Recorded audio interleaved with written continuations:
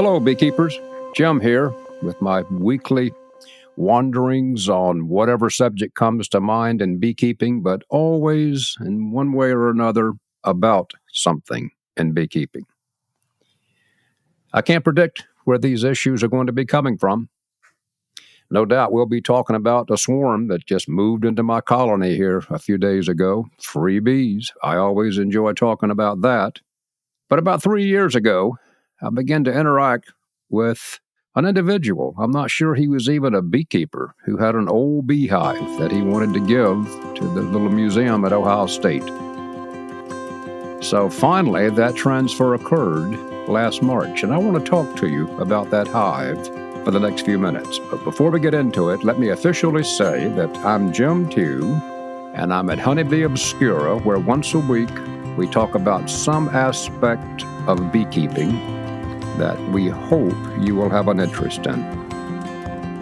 Welcome to Honeybee Obscura, brought to you by Growing Planet Media, the producers of the Beekeeping Today podcast.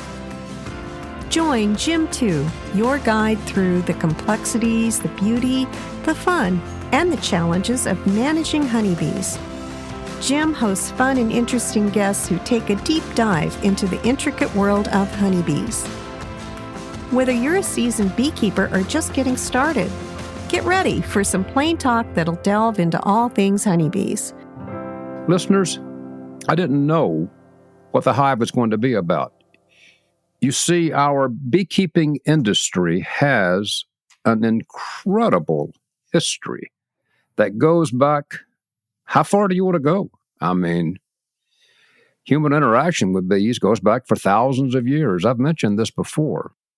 And the thing is, I'm not a historian, but as you grow older and older and older, and you hear your parents' stories about what it was like in World War II, and then your granddad tells you what it was like the first time he saw an airplane fly over his farm, as you age, history becomes more real. It becomes more relevant. Maybe that's where I am in beekeeping right now. I have a tender spot for this hive. I didn't know what was coming from this donation, from this hive that we spent about 3 years trying to get. COVID got right in the middle of the donation and really screwed things up. So it took a long time for it to be transferred, but it's now in my possession. And I didn't realize that it was a box hive, a fairly simple box hive. So at first, maybe a smattering of disappointment. I had hoped for some classic A.J. King kind of hive or some of the special name hives that had come and gone. And here this was a remarkably simple, old-style hive. But, it's a gift. It's very old. It has its story. So I took it, didn't think much about it, got the thing home, and found it to be somewhat typical for these old hives. One of the authors that I stumbled across in reviewing this colony as much as I could, this hive as much as I could, was that he thought the lumber should be almost 1 full inch thick, if not thicker. So I made a quick calculation that he was recommending well over 150 to 170 years ago that the lumber that we made beehives from should be really about twice the thickness of our lumber today. And the other thing that immediately happens, and I've already run dead headlong into this, trying to rebuild colonies, is you can't find the lumber that they used to build these old hives. There are no more poplar planks, oak planks, that are 16 and 18 inches wide. So the first thing you do is you have to glue up the lumber. You have to put the lumber together. Literally, the first thing you have to do is to build the lumber before you can actually build the hive. So that was not a surprise to come across this whole thing, that hive had to be built that way. The fact that this hive even exists is a crazy fluke. And the reason that it became special to me, and the reason I'm talking to you about it, is that there was some provenance with it. In 1853, a farmer, either from West Virginia or Pennsylvania, I'm not sure which, built this box hive from plans that he got from a farm magazine. Now, that 1853 date is documented, and it's interesting because that's the same year that L.L. Langstroth published his book describing his removable frame hive. So what I want to point out to you is that there's two worlds of beekeeping at that time. One was the very old traditional style of box hive beekeeping, and the other was this new and bright and exciting concept of hanging hive-designed colonies. And we could go off on a tangent on this because it wasn't just Langstroth. I mean, there were multiple other authors at the time who were really pushing their hive design. It was highly competitive, and at times these arguments became very vituperous.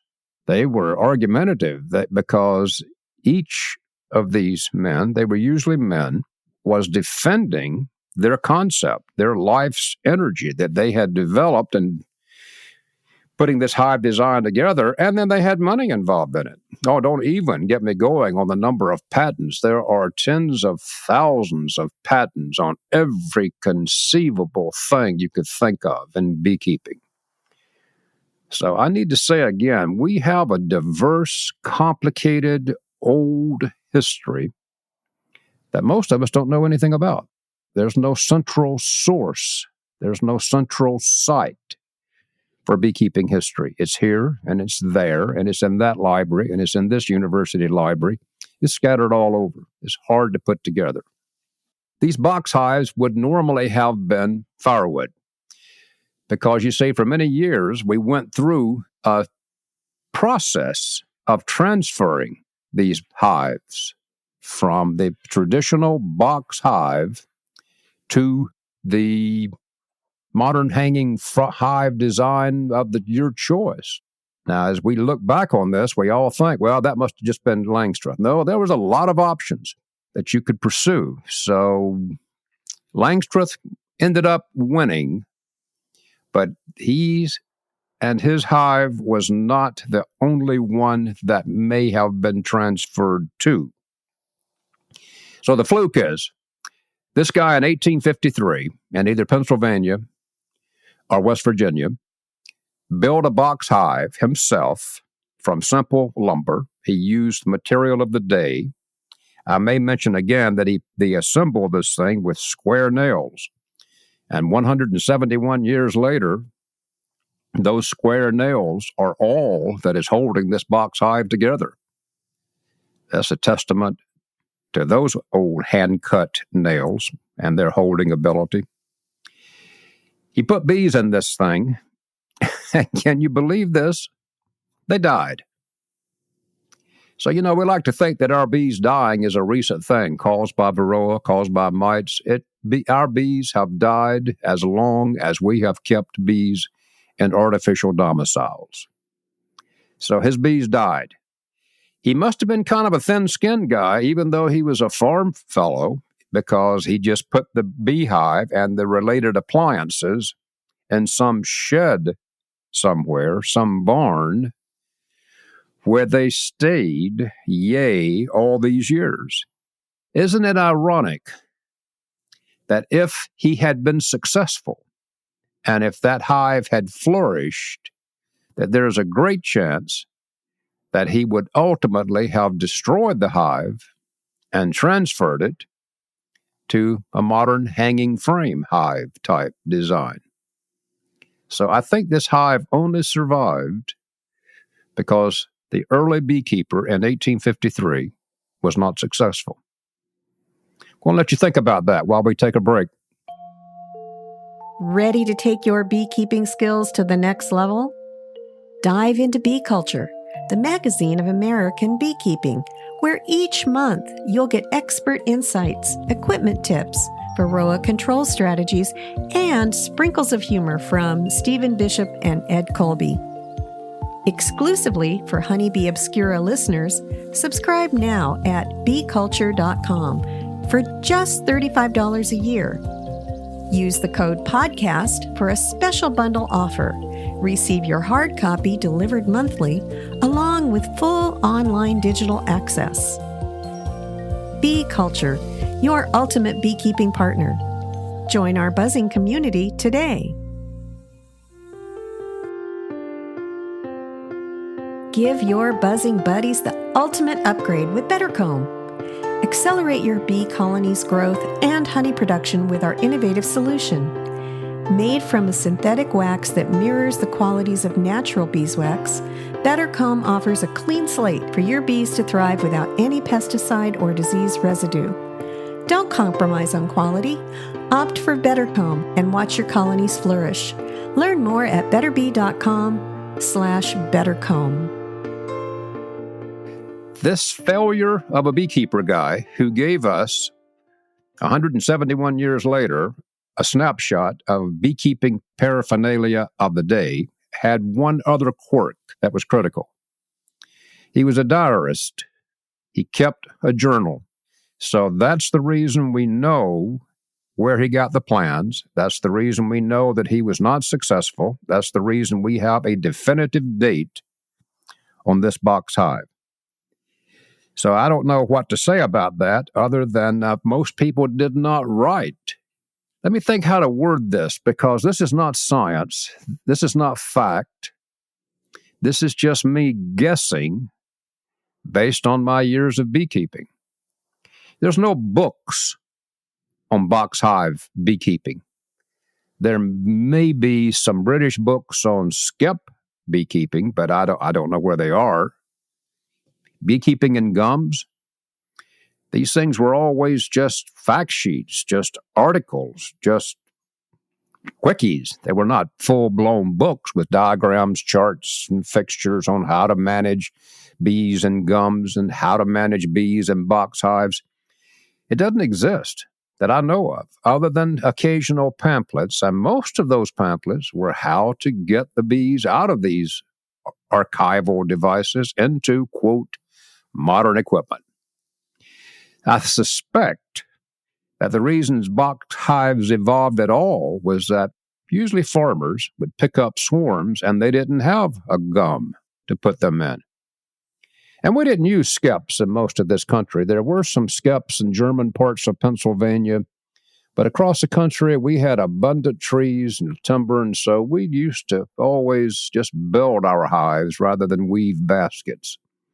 So I'll bet you that this box hive concept evolved simply because there was not enough gums to put these swarms in, because bees were swarming like crazy. There was no effort not to let them swarm. Bees were totally natural.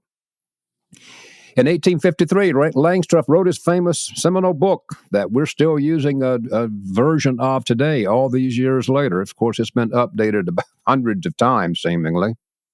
And 1853 was the same time that this box hive was built. So I think that the reason that this box hive thing overlapped hanging frame designs for so long, could I just guess? I have to guess, because I don't know why. Number one, it is brain dead simple. You build a box about 30 inches tall. You may or may not attach it to this simple board bottom. You put an X brace across the center of it approximately, just something to help hold the combs on hot days. And most of the time, you wouldn't even attach the top because the bees would do that. And you want to get the top off because you're going to rip into it. You don't have a smoker. You're going to have maybe a rag going if somebody told you that bees didn't like smoke. You had no veil. You had no particular bee gloves. You were just tough.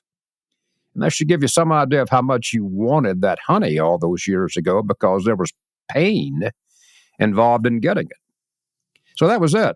That was what was involved. There was no effort to control swarming. There was no effort to find the queen. There was no effort to make splits and divides. You didn't have to, because these units swarmed themselves to death and you just picked up the swarms.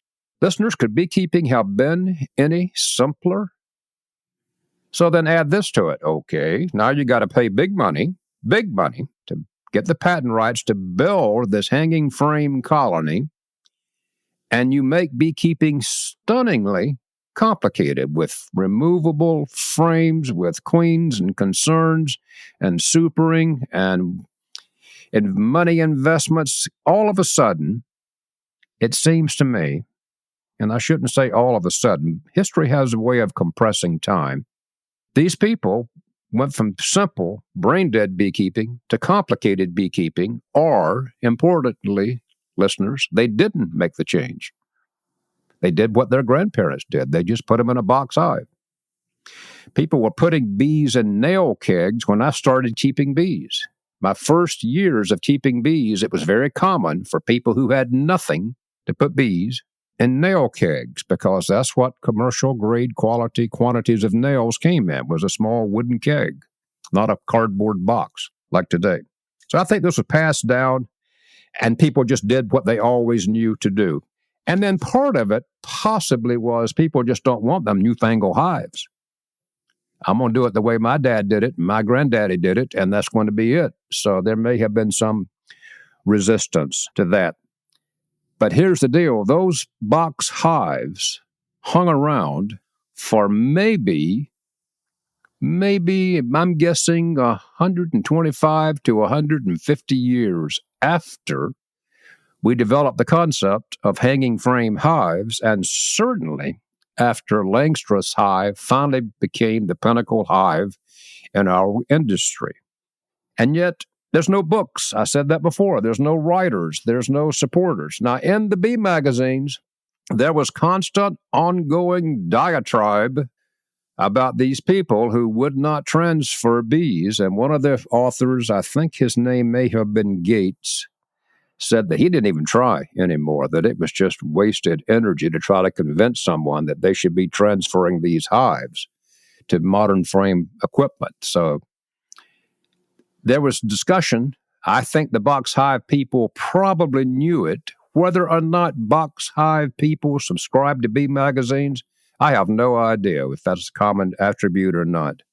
So the thing is, I bet you that the bees liked box hives better, because those box hives that were probably more advanced than gums and a bit more advanced than skips, the bees built their own nest in those box hives, whereas hanging frame hives, removable frame hives, required the bees to build their combs and lay out their lives in the ways that we, the beekeeper, wanted them laid out. Wouldn't it be interesting if someone could have surveyed the bees at the time and said, well, there goes the neighborhood, because they were no longer allowed to build and lead their lives as they wanted to. There was even an article, and it just really haunted me, where a writer said that it was obvious, it was an easy call, that bees in box hives had a better wintering survival rate than bees in the new modern hanging hives. Because I've always been concerned about the way that our suspended frames broke up the natural winter clustering dynamics and made the winter cluster kind of a petitioned cluster between the frames. But be that as it may, we know that some of our hive designs are not perfect, but we know those imperfections, and we've learned to work around them. So there is that. But I'll bet you that the bees would have preferred the natural design that they could use inside box hives compared to the new equipment. The last gasp seems to have been that beekeepers, as they evolved in their abilities and in their capabilities for managing colonies, would still have a box hive here and there. Some of the old hives, you can buy them cheap from whomever. So these things were around as they died out. And the main purpose they seemed to serve, according to what little spotty advances I could find in the literature, was that they provided swarms. And once those swarms issued, then the beekeeper would capture them and do what? And would put them in standard modern equipment. So they wintered better. My last box hive transfer was in 1975. For me, that's when my box hive world ended. So most of you completely missed this. There's pamphlets, brochures, documents, all that kind of thing. You know how this box hive transfer process morphed? You know what the modern version of box hive transfers are? people who do cutouts. Today's box hive transfer person is nothing more than a beekeeping individual qualified to take bees out of the wall of a house or something like that. So they still exist, just not in normal form. Listeners, I'm winding down. This was not a flash in the pan. This box hive thing was the fundamentals of beekeeping for hundreds of years. It's not well documented because these people were not commonly writers. They were just people keeping bees for some honey and for some wax. And yet we have the hives in our beehives, in our bee yards right now because of these early box hive, gum skep type designs that innovative people remodeled, refurbished, and redesigned into the beehives we have of today. So you don't have to go build one. In fact, I would suggest you not do that. But they added a lot to our evolutionary history. Hey, thank you for listening. I hope you know I deeply appreciate it. I'm Jim telling you bye, and we'll chat again next week.